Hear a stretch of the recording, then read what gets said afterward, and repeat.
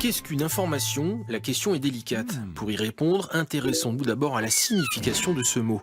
Information vient du verbe latin informare qu'on pourrait traduire par se former, se donner une idée de quelque chose.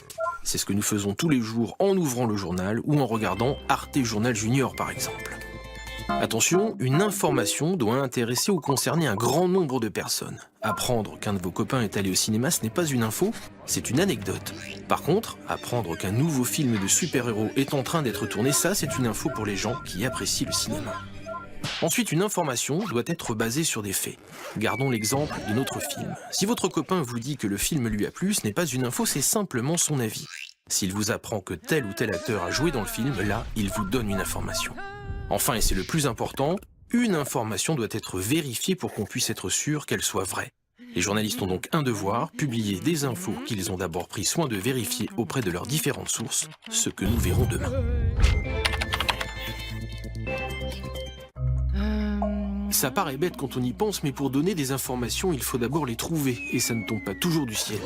L'origine d'une information, on appelle ça une source. La source est essentielle, elle permet de savoir d'où vient l'info et donc de vérifier si elle est fiable.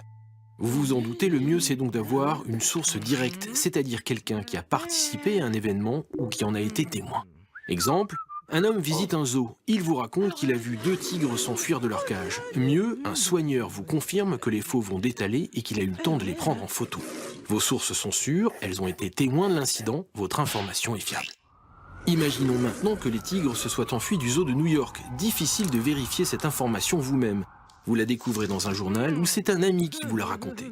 Dans ce cas, vos sources d'information sont intermédiaires. Il est donc important de trouver le plus de sources possibles, articles, sujets télé, livres, photos, pour pouvoir les comparer, les vérifier et en tirer une bonne information. Cela fait, reste à transmettre l'info. Nous verrons demain qu'il y a plusieurs manières de le faire.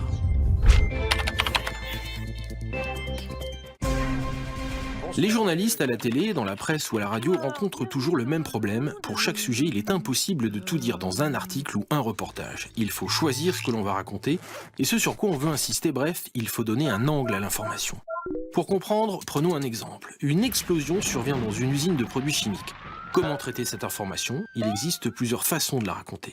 D'abord, une manière factuelle. On explique où l'explosion s'est produite, ce qui a provoqué l'accident et le nombre de personnes qui ont été blessées. Mais il est possible d'aller plus loin en choisissant un aspect plutôt qu'un autre. On peut par exemple se demander quel type de produits chimiques sont traités dans l'usine et s'il y a un danger de pollution pour l'environnement. Ou au contraire, expliquer si les conditions de sécurité ont été bien respectées et si elles sont suffisantes pour ce genre d'usine.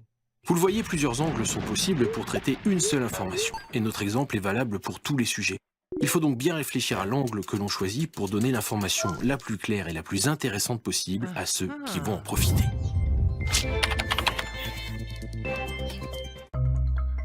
C'est une règle d'or, une information doit être vraie et objective, autrement dit, elle doit décrire la réalité et rien d'autre. C'est parfois difficile, puisque nous avons tous nos idées et nos préférences.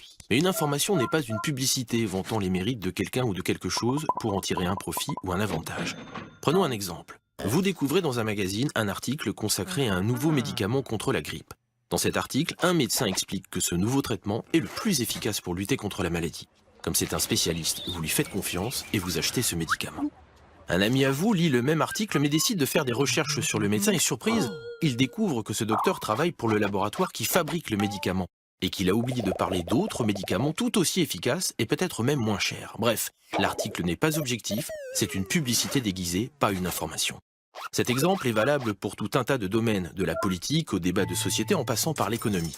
Pour vous assurer d'obtenir une information objective, il n'est jamais inutile de faire quelques recherches sur les journalistes, les médias ou les sites internet qui vous la proposent.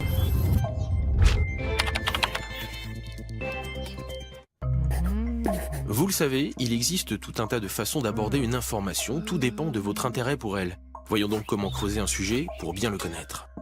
Commençons par un geste simple. Vous allumez votre télé pour regarder Arte Journal Junior. Un reportage consacré au réchauffement climatique vous apprend que les glaces du pôle Nord fondent de plus en plus rapidement à cause des gaz à effet de serre. Intéressant, mais malheureusement, le reportage ne dure que 2 minutes.